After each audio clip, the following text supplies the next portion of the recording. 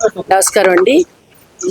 ఈరోజు నేను ఖమ్మంలో జరిగిన సంఘటన మీద ఎవరైతే విక్టిమ్ ఉందో ఆ చిన్నారి పాపని నేను పలకరించడానికి వచ్చానో, ఆమె హెల్త్ ఏంటి, ఎలా ఉంది, డాక్టర్స్ యొక్క ట్రీట్మెంట్ ఎలా ఉంది, భవిష్యత్ ఏంటి ఆ పాపది, ఆ పేరెంట్స్ ఏం ఆలోచిస్తున్నారు, ఈ అన్ని విషయాల మీద తెలుసుకోవడం కోసం ఇక్కడ రావడం జరిగింది. నేను లోపలికి వెళ్ళాను, విక్టిమ్ కలిశాను.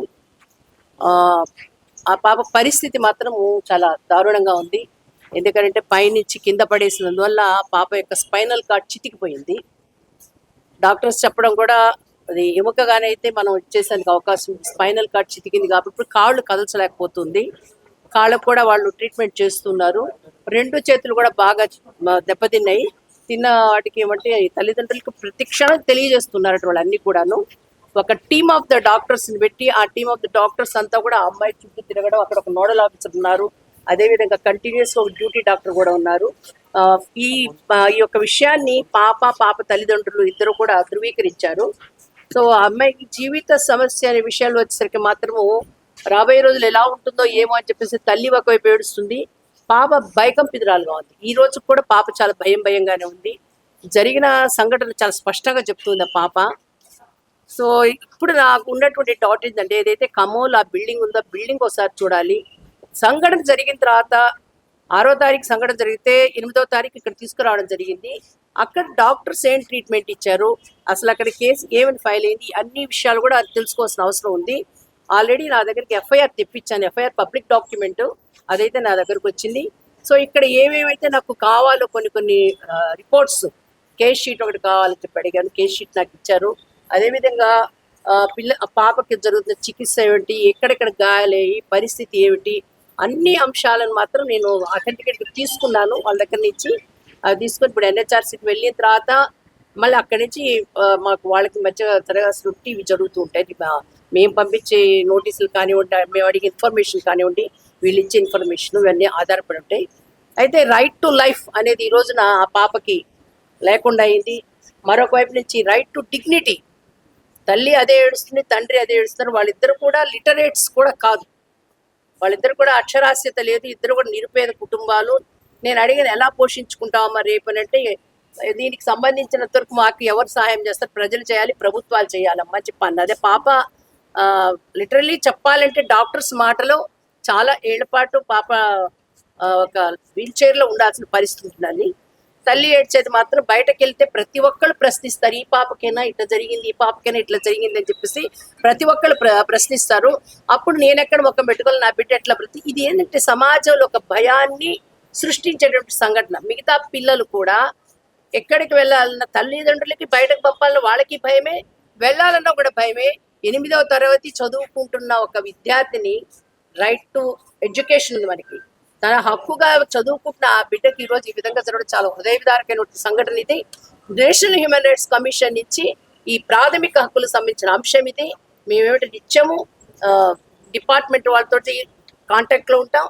అదేవిధంగా వాళ్ళు కూడా చెప్తారు, హెల్త్ మినిస్టర్ ప్రతిరోజు కూడా మాట్లాడుతున్నారు, హెల్త్ మినిస్టర్ పిఏ మాట్లాడుతున్నారు, మమ్మల్ని అన్ని విషయాలు కూడా అడుగుతూ ఉన్నారు.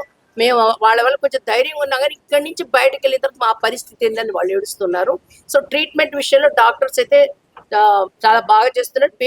పేరెంట్స్ యొక్క ఇది వాళ్ళు చూపించినటువంటి రికార్డ్స్ కూడా అదే చూపిస్తూ ఉంది. సో ఎన్హెచ్ఆర్సీ నుంచి ఏ విధంగా ముందు నడిపించాలనేది అక్కడ ఢిల్లీకి వెళ్ళిన తర్వాత